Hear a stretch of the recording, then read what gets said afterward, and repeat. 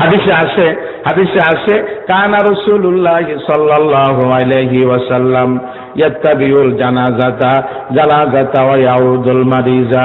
কোন সাহাবী অসুস্থ আমাদের নবী শুনলে তার বাড়িতে যাইতেন। কোন সাহাবী মারা গেছে শুনলে আমাদের নবী তার জানাজাতে কাফনে শরীক হইতেন।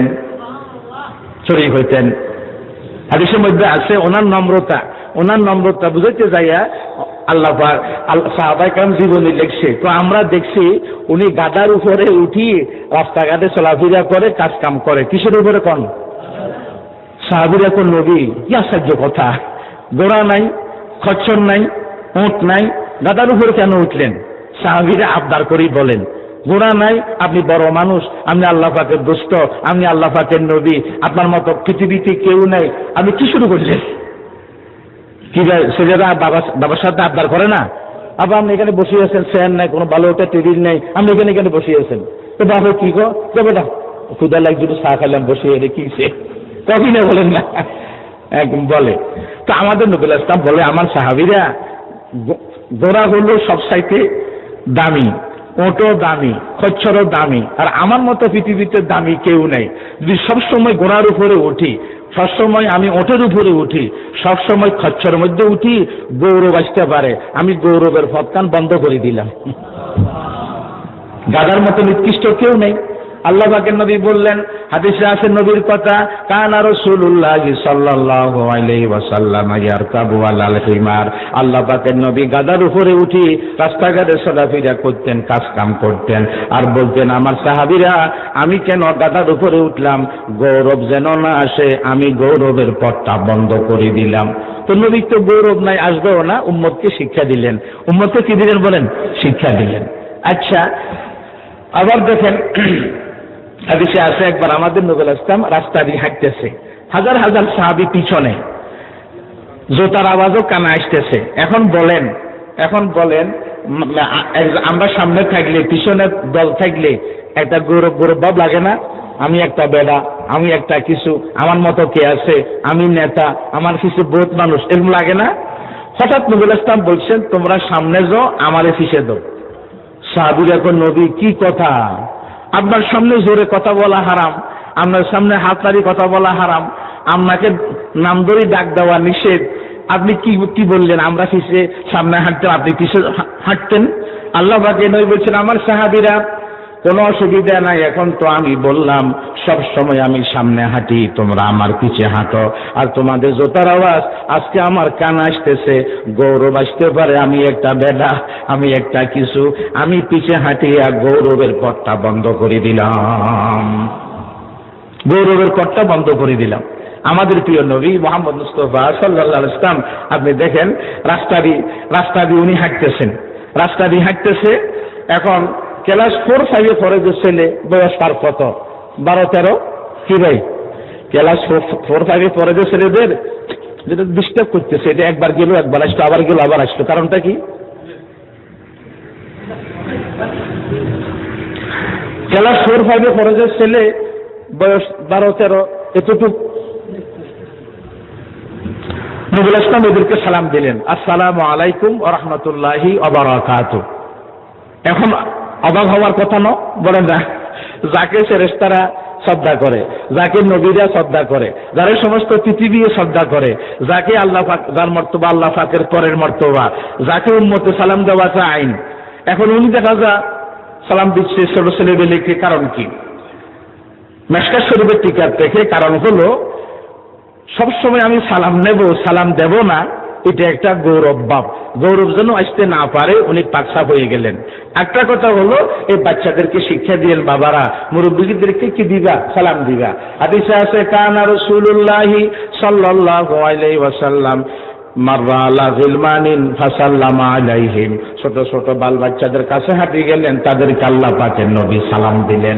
কত নম্র, কত ভদ্র, কত সরল, কত সহজ। আর আমরা পারি না।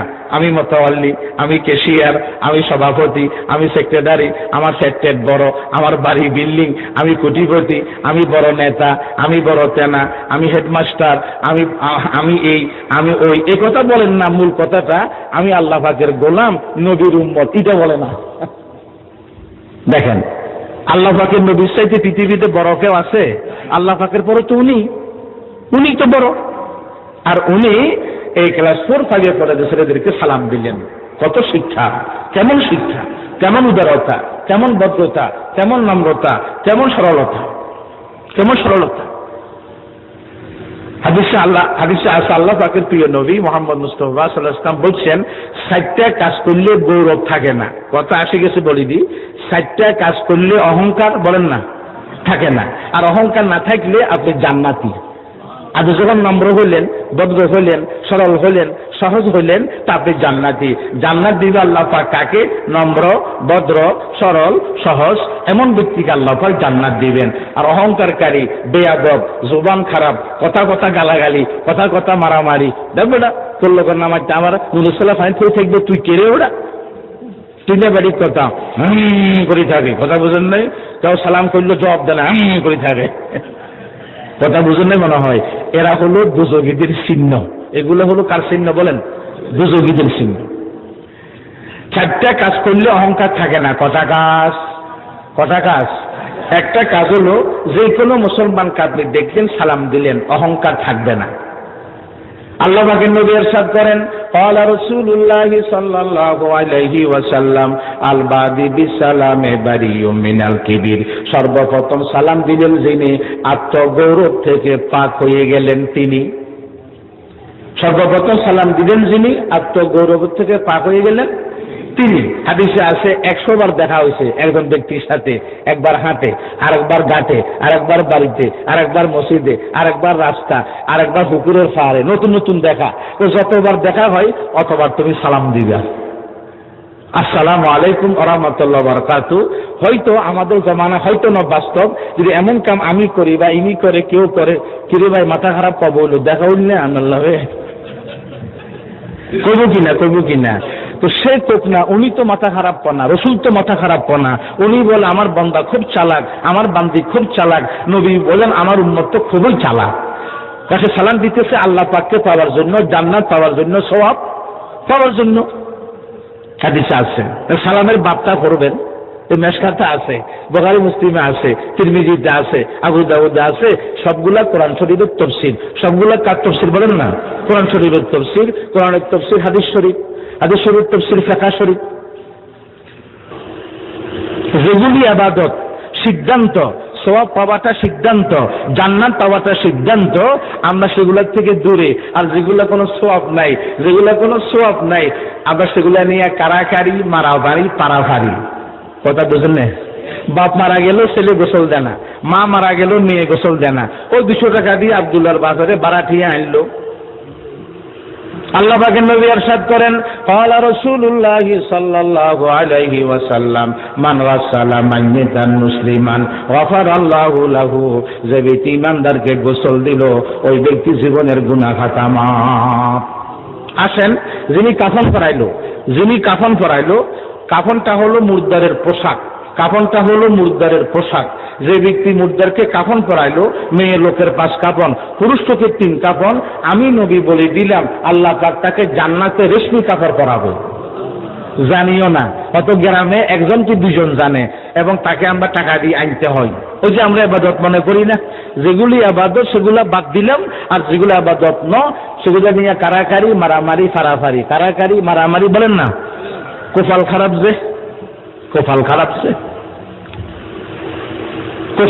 যে, কত ব্যক্তি আছি আমরা করবো না। ও আব্দুল্লাহর বাপ, তো সবটা কারণে দিলাম বলেন না, আব্দুল্লাহর বাপরে দিলাম।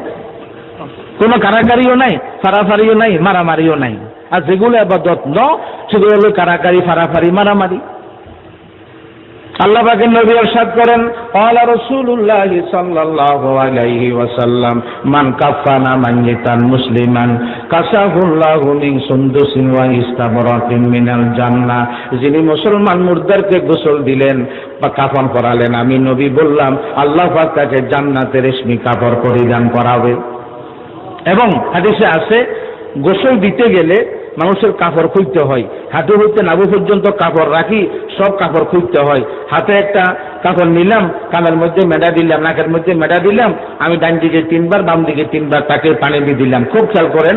আর ফরজ গোসল জানায় গেলে আমরা কোনো শুরুতে তার নাকের ভিতরে আমরা কাপড় দিয়ে পানি দিয়ে আমরা ডুবাইলাম, তার গালের ভিতরে আমরা কোনো শুরুতে আমরা দাঁত বা আমরা যে কোনো শুরুতে আমরা ভিজাতে না ভিজাম হাত দিয়ে আমরা ইয়া করলাম ফরজ গোসল জানা গেলে। আর আগে তো আমরা স্বাভাবিক আমরা উজু করাই দেব। কি করে দেব?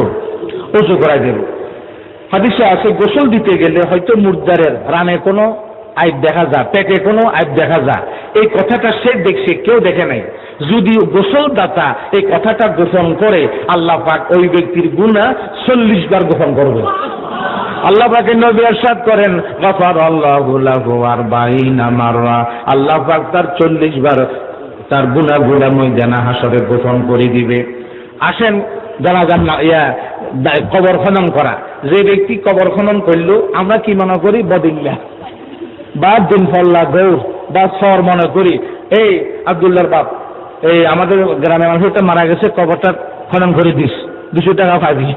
সেও মনে করে বাবা আমি আর কত মানুষের মানুষ, আমি কামিয়ান করি, 200 টাকা খাইলাম।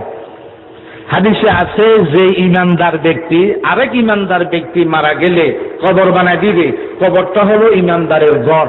কবরটা কার ঘর বলেন না? ইমানদারের ঘর। এই যে ইমানদার ব্যক্তি কবরে থাকলো, তারে কোনো এই হাইওয়ান জানোয়ারে খাইলো না, তাকে আমরা মাটির ভিতরে হেফাজত করলাম। যে ব্যক্তি কবর বানাইলো, আল্লাহ পাক তার জন্য জান্নাতে স্বর্ণ চাঁদি ঘর বানাবো। আল্লাহ পাকের নবী ইরশাদ করেন, ক্বালা রাসূলুল্লাহ সাল্লাল্লাহু আলাইহি ওয়াসাল্লাম, মান বানা কবরান লিল মাইয়িতিল মুসলিম বানাল্লাহু লাহু বাইতান ফিল জান্নাহ। যে ব্যক্তি মুসলমানের জন্য কবর বানাবে, আল্লাহ পাক তার জন্য জান্নাতে স্বর্ণ চাঁদি দিয়া ঘর বানাবে।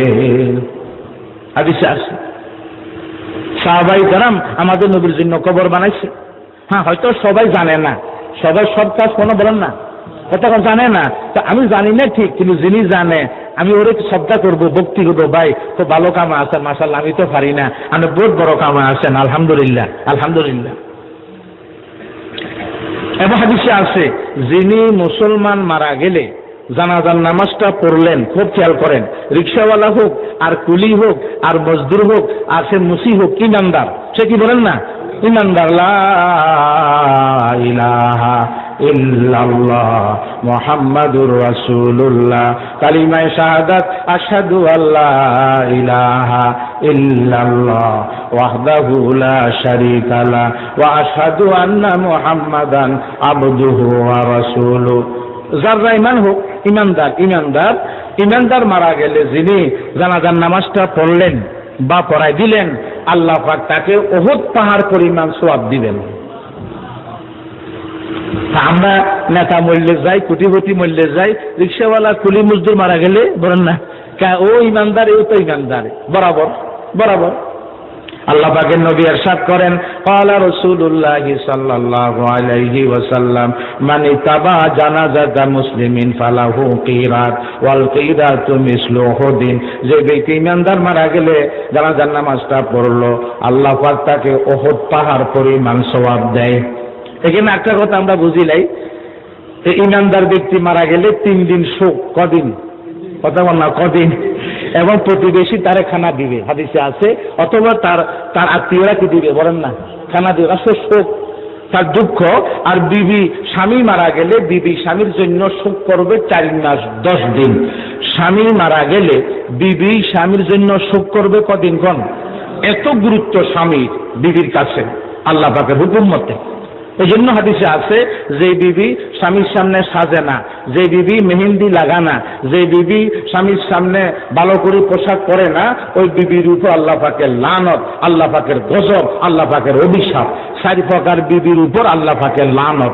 আল্লাহ পাকের নবী ইরশাদ করেন, ক্বালা রাসূলুল্লাহ সাল্লাল্লাহু আলাইহি ওয়াসাল্লাম, লানাল্লাহু মিনান নিসাই আস-সালতা ওয়াল মারহা ওয়াল মুগাসসিলা ওয়াল মুসাউবিফা। 4 প্রকার বিবির উপর আল্লাহ পাকের লানত। যে বিবি স্বামীর সামনে মেহেন্দি লাগানা, মোদি লাগানা, চোখে কাজল দেয় না, সুরমা দেয় না, এভাবে যে বিবি স্বামীর সামনে সাজে না, স্বামীর ডাকলে মিথ্যা কথা বলি অপর বিছনাত থাকে, অন্য বিস্তার থাকে এই বিবির উপর আল্লাহ পাকের 60 প্রকার বিবির উপর লানত। আচ্ছা, তোর খানা দিবে কারা বলেন? প্রতিবেশীরা অথবা আত্মীয়রা। আর আমরা কিছু ব্যক্তি আছে মুর্দারের পরিবার কাঁদতে কাঁদতে মরে, আর ওই বোকা টাকা আল্লাহ মরে। যে জায়গা তারে খানা দেওয়া দরকার কারে? মুর্দারের পরিবারে। আর এই কমবক্ত টাকা না দিলে সরে না। এত নিচু জাত, এত নিচু জাত। আমাদের প্রিয় নবী মুহাম্মদ মুস্তাফা সাল্লাল্লাহু আলাইহি ওয়াসাল্লাম বলছেন, যে ব্যক্তি কবরে দিয়ে দিল, মুর্দারকে কবরে দিল, কবরে নামাইলো, 3 বার মাটি দেওয়া, মিনহা খালাকনাকুম ওয়া ফিহা নুঈদুকুম ওয়া মিনহা নুখরিজুকুম তারাতান উখরা। 3 বার মাটি দেওয়াটা মুস্তাহাব, কারণ মাটির কথা আয়াত আছে 3টা। কটা আয়াত? মিনহা খালাকনাকুম, মাটি থেকে তোমাকে বানাইলাম, ওয়া ফিহা নুঈদুকুম, মাটির ভিতরে তোমাকে আবার আমি আল্লাহ পাক দিতেছি, ওয়া মিনহা নুখরিজুকুম তারাতান উখরা, আবার তোমাকে মাটি থেকে উঠাবো। বাক্য 3টা, মাটি দেওয়া 3 বার, এভাবে 3 বার। যে ব্যক্তি ইমানদার মুর্দারকে মাটি দিল, আমি নবী বললাম 2 উহুদ পাহাড় পরিমাণ সওয়াব পাবে। এবং আমাদের নবী ইসলাম মুসলমানের কবর দিয়ে যাইতে উনি দোয়া করতেন, জিয়ারত করতেন, সালাম দিতেন। একবার কবর দিয়ে যাইতে আল্লাহ পাকের নবী 2টা কবরে, মুসলিম শরীফের হাদিস, আযাব হয়। কটা কবর? দেখেন এখানে কি বলবো, এই আপনারাই বিচার করিয়া, সব বলতে হয় না। 2টা কবরে আযাব হয়। কি জন্য আযাব হয় এটা বুঝলে তো বুঝবেন আমরা কারাকারি মারামারি করি কিলোই, আর আসলে কি করা উচিত ছিল। নবী ইসলাম দাঁড়ায় গেলেন, আল্লাহ পাকের কুদরত, আমাদের নবীর মুজিজা, আমাদের নবীর। দেখেন ওইখানে আপনারা সাক্ষী দিচ্ছেন, দুলের যে কাটা আছে বলতে পারেন না, আর এখানে মাটির ভিতরে আযাব হয় যে বলতে পারতেছে, দাঁড়ায় গেছে। ও আল্লাহ পাক জানাই দিছে যে নবী ইসলাম কেন দাঁড়াইলেন? 2টা কবরে অসম্ভব সাজা হইতেছে। নবী কোন কবর? তো ইটা আর ইটা। সামনে খেজুর গাছ দেখা যায়, ডাল ভাঙ্গি আনছে। আমাদের নবী ইসলাম ঢাল ভাঙ্গি 2 কবরে গাড়ি দিছে। সাহাবীরা বললেন, নবী আযাব কেন বললেন না? ডাল কেন ভাঙ্গি দিলেন তাও তো বললেন না। আচ্ছা বলি, শোনো। এই কবর আযাব হয়, এই কমপক্ত পেশাব করি ভালো করি পাক হইতো না, পেশাব করি ভালো করি পাক হইতো না। দেখেন পেশাব করি পাক হওয়া কত না গুরুত্বপূর্ণ জিনিস। আর সেটা হয়ে গেল গাই। যদি কোনো ব্যক্তি পেশাব করি একটু লড়ে, কোনো ব্যক্তি পেশাব করি রানে চাপ খা, কোনো ব্যক্তি পেশাব করি হয়তো একটু হাঁটাহাঁটি করলো, আর আপনি তারে দেখি ঠেউরান, আপনি তাকে ঠেস পারেন, আল্লাহ পাকের কসম, আল্লাহ পাকের কসম, আল্লাহ পাকের কসম, কবরে দেওয়ার সাথে সাথে আযাব শুরু হবে। এই ব্যক্তি পেশাব থেকে ভালো করি কেন পাক হয়নি। দিলে হইতে হয় কেন? বাট ওয়েট ফাদার, আমরা রগটা হলো আঁকা বাঁকা, রগের থেকে পানি এলে যেন হাতে না লাগে। দিলে কোনো পানি আনে না। কথা বুঝুন তো, দিলে কোনো পানি আনে না। পানি তো আনে হাঁটলে, পানি আনলে উঠা বসা করলে, পানি আনে রানে চাপ খাইলে। হ্যাঁ, লইতে হয় দিলে কেন? যাতে বলেন না হাতে নাপাক না লাগে। আচ্ছা, একটা কারণ আছে, দিলের দ্বারা জীবাণু নষ্ট হয়, পেশাবে জীবাণু থাকে, পায়খানার জীবাণু থাকে, এগুলা মাটির দ্বারা নষ্ট হয়। এখন হয়তো মাটির সবখানে পাওয়া যায় না, কারাচি সবাই পাহাড় তার ভাঙ্গি ফেলা বাড়ি করতে, মাটির অভাব। টয়লেট খাবার এটা জায়েজ, অসুবিধা নাই, বিশেষ করে বিমানে যে জায়গাতে মাটির অভাব। আচ্ছা, তো নবী এই কবরে কেন আযাব হয়? এই ব্যক্তি দেশে সুগলখুরি করতো। আপনি দেশীয় ভাষায় কি কহ? সুগলখুরি কহ। মানে একটা কথা শুনলো সার দোকানে আমার সম্বন্ধে, আমি কোনো শুনি নাই, আপনি আজকে আমাকে লাগাই দিলেন, নাম কই, এখন আমি মারামারি কাটাকাটি, কিরে বেড়া বেয়াদব, আমার বদনামি কেন করলেন? মারি ফেলাম বেয়াদব শয়তান। মারামারি ছিল না, আপনি মারামারি সকল করে লাগাই দিলেন। টিনাবাড়ি কথা কন লাগা। এই কারণে এই কবর আযাব হয়। আচ্ছা বুঝলাম, সকল করি এটা হলো পেশাব থেকে ভালো করি। আর লক্ষ লক্ষ স্কুলের ছেলে, লক্ষ লক্ষ কলেজের ছেলে, লক্ষ লক্ষ ইমানদার মুসলমান নামাজও পড়ে, যেখানে পেশাব করে সেখানে পানি লই এলা। তো এটা আপনার তো পেশাব রকের ভিতরে খাইয়ে গেল, এটা হাঁটলে বসলে আবার বের হলো, তো ওযু হলো না, নামাজ হলো না, কোরআন তেলাওয়াত হলো না, কিছু হলো না। আচ্ছা বুঝলাম, তো খেজুর গাছের ডাল কেন দিলেন?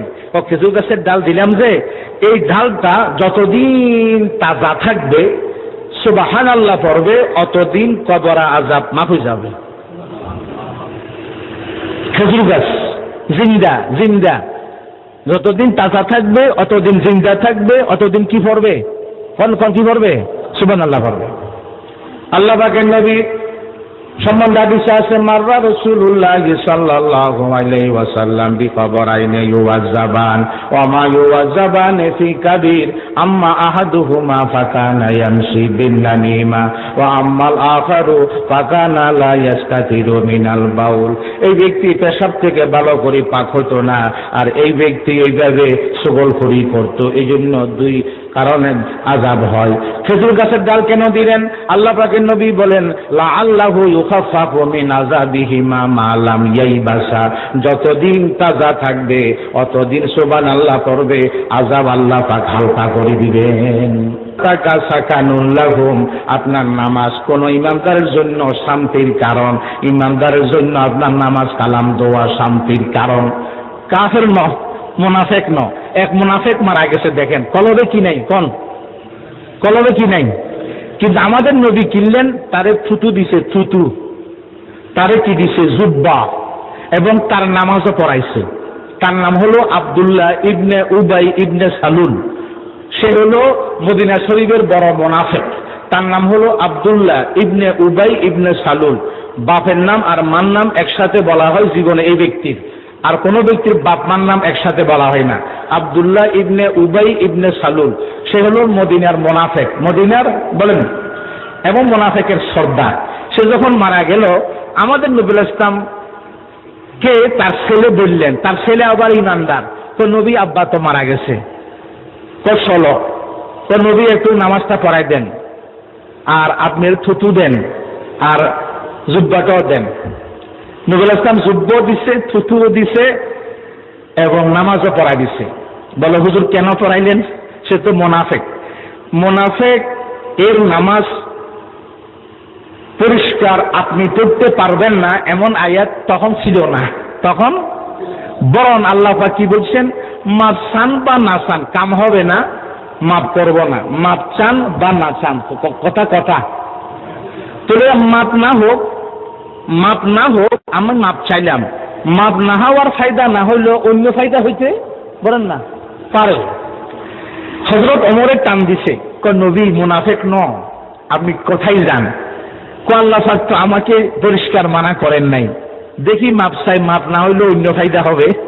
হাদিসে আছে, এই মুনাফিকের নামাজের কারণে হাজার হাজার বেঈমান মুসলমান হয়েছে। হায়রে, পুরো জীবন কষ্ট দিল যেই মুনাফিক, কোনো হিংসা না রাখি থুতু দিলেন, যুদ্ধ দিলেন, নামাজও পড়াইলেন। হুজুর বলে, আমার ওমর সে তো জান্নাত পাবে না, আমি জানি, ইমান নাই যে, আমার যুদ্ধ কাজে আসবে না, থুতুও কাজে আসবে না, আমার নামাজও বলেন না কি নাই যে, কি নাই যে। ইমান হলো মূল কথা, ইমান মূল কথা। তা আমাদের নবী মুহাম্মদ মুস্তাফা সাল্লাল্লাহু আলাইহি ওয়াসাল্লাম বলে, হুজুর প্রশ্ন করতে পারেন, এই জুব্বা কেন দিল, থুতু কেন দিল? তার ছেলে ইমানদারে বলছে থুতু দেওয়ার জন্য আর নামাজ পড়াই দেওয়ার জন্য। জুব্বা দিছে কেন? এই মুনাফিক লম্বা ছিল, তলফিকার, তার গায়ে যে জামাটা লাগতো, এই জামাটা আল্লাহ পাকের নবী নিজের চাচা আব্বাসকে গায়ে দিছে। বলে, হুজুর কেন দিলেন? যেই দিন বদরের যুদ্ধ হয়েছে, হযরত আব্বাস ধরা পড়ছে। আব্বাস ছিল কাফের। আব্বাস কি ছিল বলেন না? গায়ে জামা নাই, ঠান্ডা কষ্ট পা, তখন ওই মুনাফিকের জামাটা চাচার গায়ে দিছে। আমাদের নবীর উদ্দেশ্য ছিল যে বা যাহারা কোনোদিন টাকা দিয়া পয়সা দিয়া কোনো উপকার করলে এটাকে উনি পরিশোধ করে দেন। চাচার গায়ে এই মুনাফিকের জামা লাগছে, তাই আমার জামাটা মুনাফিককে দিলাম। কথা বুঝেন না মনে হয়? আচ্ছা, সাহাবীরা কয়, নবী আমরা গোসল দিছি, কাফন দিছি, নামাজ পড়ছি, দাফন করছি, এই জন্য আসেন মসজিদ পরিষ্কার করতে আমরা আপনাকে বলি নাই। আর মারা গেছে রাত্রে, মারা গেছে কবে? নবী ইসলাম বলেন, সাহাবাই কেরামের ব্যবহারের দ্বারা বোঝা গেল, মেশকাত শরীফের শব্দ বাক্য, কাআন্নাহুম সগারুহু, সাহাবাই কেরাম তারে অত বড় চোখে দেখে নাই। সাহাবীরা তার কথাটা বলতে অত বেশি সম্মানী চোখে দেখে নাই। আল্লাহ পাকের নবী বললেন দুল্লুনি আলাল কবর, আমাকে কবর দেখাই দাও, আমাকে কবর দেখাই দাও। কেন বললে না? আমি জানাজার নামাজ পড়তাম, দাফন কাফন করতাম, আমার এই কবর দেখাই দাও। সাহাবীরা কবর দেখা দিল। আল্লাহ পাকের নবী সুম্মা সাল্লাল্লাহু আলাইহি জানাজার নামাজ পুনরায় আরেকবার পড়ছে। তার কাম ছিল কি কন্ত? বিশেষ কাম ছিল, নামাজ রোজা তো ছিল, বিশেষ তার কাম ছিল মসজিদ পরিষ্কার করা। আর আমরা এবাদত মনে করি না। কিছু মোল্লা মৌলবী জীবন এগুলো এবাদত কনজে বন্ধ তুই যায়, কথাগুলো কনজে।